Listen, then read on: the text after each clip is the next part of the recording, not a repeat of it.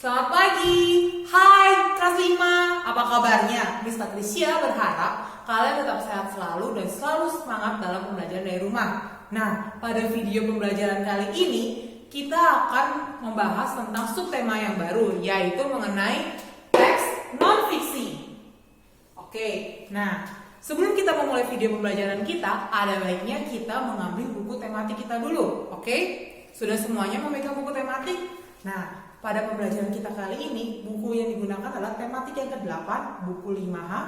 Sudah ketemu? Buku 5H dan materi kita berada pada halaman 86. Oke, tanpa membuang-buang waktu lagi, mari kita saksikan penjelasan mengenai teks non-fiksi. Teks non-fiksi.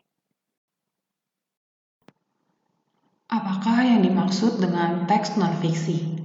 Teks non-fiksi merupakan sebuah teks atau cerita yang bersifat sangat informatif. Pada teks atau cerita non-fiksi, pengarang memiliki tanggung jawab akan kebenaran meskipun hanya sebuah itikat. Sekarang Miss Patricia akan memberikan contoh-contoh dari teks non-fiksi. Ada berita, laporan buku, makalah akademik, makalah ilmiah, memoir, menulis, non-fiksi, kreatif, autobiografi, panduan dan manual, penerbitan akademik, penulisan teknis, sains populer, sejarah, sejarah alam, narasi, dan masih banyak lagi. Kalimat tanya. Kalimat tanya adalah sebuah gagasan utama yang berbentuk pertanyaan dengan tujuan untuk memperoleh respon atau jawaban. Jika kita mengingat kembali, di dalam bahasa Inggris kalimat tanyanya kita mengenal istilah 5W plus 1H. Maka di dalam bahasa Indonesia kita juga mengenal istilah adik Simba yang dikenal dengan kependekan dari apa, di mana, kapan, siapa, mengapa, dan bagaimana. Adik Simba merupakan singkatan dari kata tanya itu sendiri. Sekarang Miss Patricia akan menjelaskan kepanjangan dari adik Simba. A merupakan kepanjangan dari kata tanya apa. Pada suatu tulisan pasti mempunyai tema atau inti cerita yang ingin disampaikan. Nah, kata tanya ini akan menjawab pertanyaan seputar apa yang sedang terjadi pada tulisan tersebut. D merupakan kepanjangan dari kata tanya di mana. Suatu cerita yang jelas akan menjabarkan tempat kejadian sebuah peristiwa, sebab semua peristiwa pasti memiliki lokasi tempat kejadiannya. Hal ini untuk mendukung pembaca dalam memahami alur cerita, disertai keterangan tempat yang jelas atas suatu peristiwa. K merupakan kepanjangan dari kata tanya kapan. Peristiwa yang diceritakan dalam sebuah teks fiksi atau non-fiksi perlu dilengkapi dengan keterangan waktu yang jelas. Hal ini berguna untuk memberikan informasi yang akurat terhadap peristiwa yang sedang terjadi. C merupakan kepanjangan dari kata tanya siapa. Untuk mengetahui sebuah cerita ataupun berita tidak akan lengkap jika tidak mengetahui siapa yang terlibat di dalamnya. Maka kata tanya siapa dapat memberikan informasi seputar orang-orang yang terlibat dalam sebuah teks, baik fiksi maupun non-fiksi. M kepanjangan dari kata tanya mengapa. Suatu peristiwa pasti terjadi bukan tanpa alasan. Oleh karena dalam sebuah teks fiksi dan non-fiksi akan adalah unsur mengapa dalam tulisannya untuk menjelaskan sebab suatu peristiwa dapat terjadi.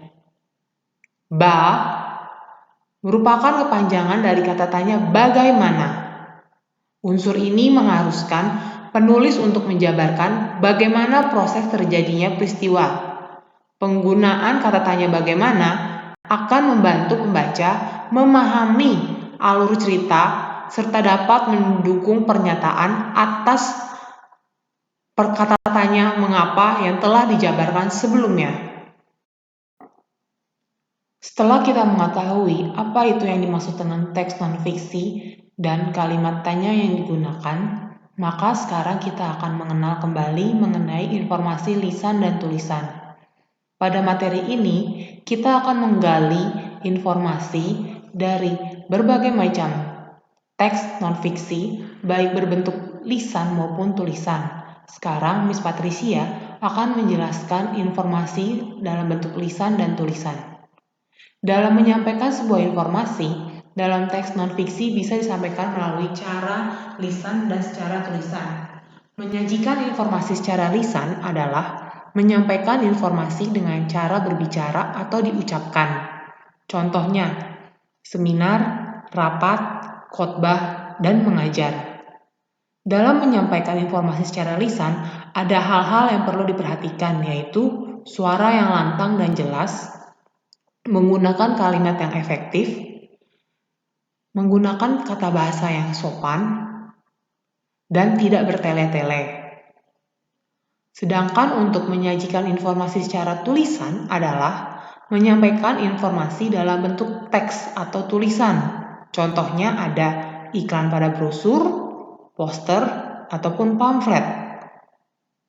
Baik menyajikan informasi secara lisan maupun tulisan, setiap penulis harus bertanggung jawab atas isinya karena isinya haruslah sebuah fakta.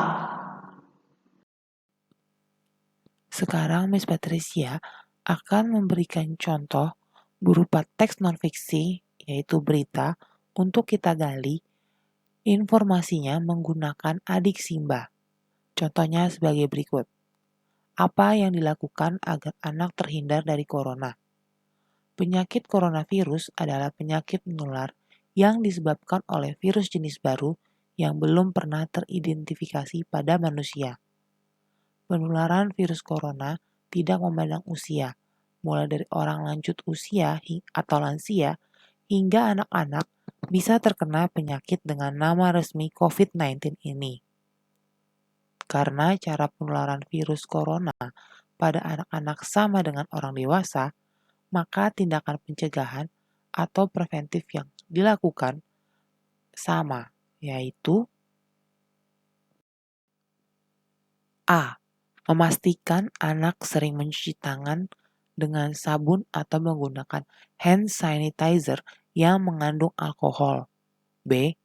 Hindari orang yang terlihat sakit, termasuk batuk dan bersin. C. Bersihkan benda-benda yang sering disentuh anak dengan disinfektan, misalnya gagang pintu, kursi, meja, hingga mainan. D. Cuci mainan anak dengan air dan sabun atau sesuai dengan petunjuk penggunaannya. Bila memungkinkan, cuci mainan tersebut menggunakan air hangat. E. Bagi orang tua, kurangi kebiasaan mencium atau menyentuh wajah anak. Dan untuk anak-anak sendiri, kurangi kebiasaan menyentuh wajah sendiri. F. Jangan pergi ke kerumunan atau keramaian. G. Bagi orang tua yang bekerja, sepulang kerja segera ganti pakaian dan mandi sebelum berinteraksi dengan anak. H. Untuk anak-anak yang sehabis keluar rumah, segera ganti pakaian dan mandi. Anak-anak tidak perlu menggunakan masker di dalam rumah jika tidak sedang demam, batuk, atau pilek. Tetapi pada saat keluar rumah, anak-anak wajib menggunakan masker. Sekarang kita akan menganalisis atau menggali informasi dari teks non-fiksi di atas menggunakan adik Simba. Yang pertama, apa? Apakah cara penularan virus corona pada anak-anak berbeda? Tidak. Penularan virus corona pada anak-anak sama dengan penularan pada orang dewasa. Di mana? Di mana saja virus ini dapat menular? Virus ini dapat bertahan di gagang pintu, kursi, meja, hingga mainan. Maka benda-benda tersebutlah bisa menjadi sarana untuk menularkan virus corona ini. Kapan? Kapan saat yang baik untuk anak-anak mencuci tangan? Anak-anak perlu mencuci tangan sesering mungkin, baik menggunakan sabun dan air atau hand sanitizer yang mengandung alkohol. Siapa saja yang dapat tertular virus corona ini? Penularan virus corona tidak memandang usia. Virus ini bisa terjadi pada orang lanjut usia sampai kepada anak-anak. Mengapa? Mengapa kita harus menghindari orang yang terlihat sakit termasuk batuk dan bersin? Karena cara penularan virus ini adalah dengan bersentuhan langsung dengan orang yang terkena virus. Bagaimana cara pencegahan penularan virus corona pada anak? Cara pencegahan virus corona pada anak-anak yaitu dengan menjalankan tindakan-tindakan preventif yang telah dijelaskan sebelumnya. Bagaimana penjelasan mengenai teks non-fiksi? Nah, dari penjelasan yang Miss Patricia berikan, Miss berharap supaya kalian dapat menggali informasi menggunakan adik Simba, yaitu apa, di mana, kenapa, siapa, mengapa, dan bagaimana. Oke, nah selanjutnya Miss Patricia akan memberikan worksheet kepada kalian melalui email yang Miss Patricia kirim ke Bunita. Jadi, jangan lupa dikerjakan worksheetnya dan sampai jumpa pada video pembelajaran selanjutnya. Bye-bye!